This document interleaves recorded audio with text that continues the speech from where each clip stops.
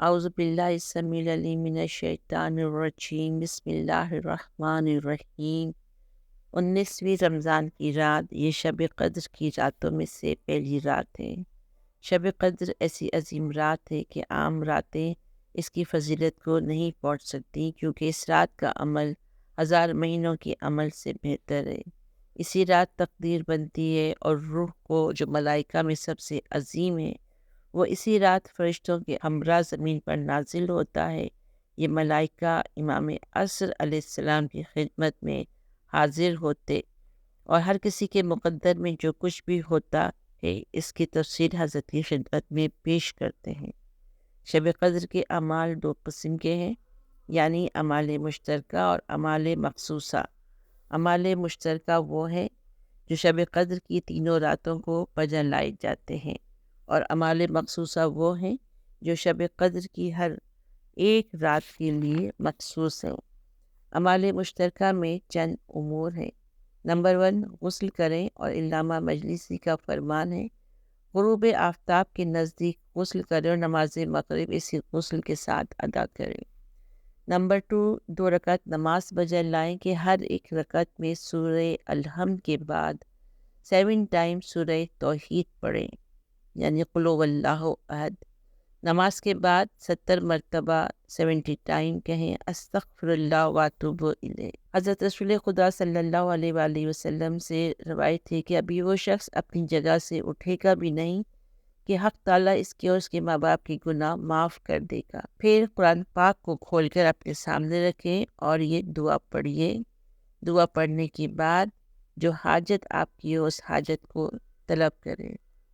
پھر اس کے بعد قرآن پاک کو اپنے سر پر رکھیں اور یہ دعا پڑھیے، اور جب یہ دعا پڑھ لیں تو اس کے بعد 10 ٹائم یعنی 10 مرتبہ کہیں بکا یا اللہ ہو، 10 ٹائم پھر کہیں بے محمدن، 10 ٹائم بے علین، پھر 10 ٹائم پڑھیں بے فاطمہ، پھر 10 ٹائم کہیں بالحسن، پھر 10 ٹائم پڑھیں بالحسین، پھر 10 ٹائم بے علی ابن الحسین، 10 ٹائم بے محمد ابن علین، 10 ٹائم بے جعفر ابن محمد، پھر 10 ٹائم پڑھیے بے موسیٰ بن جعفر، پھر 10 ٹائم پڑھیے بے علی ابن موسیٰ، پھر 10 ٹائم پڑھیے بے محمد ابن علین، پھر 10 ٹائم بے علی ابن محمد، 10 ٹائم کہیں یا بالحسن ابن علین، اور پھر 10 ٹائم پڑھیں بالحجتی۔ اب اس کے بعد امام حسین علیہ السلام کی زیارت پڑھیے۔ روایت ہے کہ شب قدر میں 7ویں آسمان پر عرش کے نزدیک ایک منادی ندا دیتا ہے کہ حق تعالیٰ نے ہر اس شخص کے گناہ معاف کر دیے جو زیارت امام حسین کے لیے آیا ہے۔ شب داری کریں، یعنی ان راتوں میں جاگتا رہے، کہ جو شخص شب قدر میں جاگتا رہے گا تو اس کے گناہ معاف ہو جائیں گے، اگرچہ وہ آسمانوں کے ستاروں، پہاڑوں کی جسامت اور دریاؤں کے پانی جتنے ہی ہوں۔ یہ تمام اعمال مفاتیح الجنہ سے بیان کیے جا رہے ہیں آپ کے لیے۔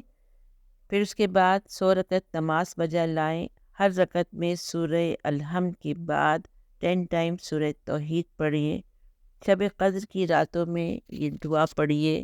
دعا کے بعد روایت یہ بیان کی گئی ہے امام زین العابدین علیہ السلام اس دعا کو شب-ہائے قدر میں قیام و قعود اور رکوع و سجود کی حالت میں پڑھتے تھے۔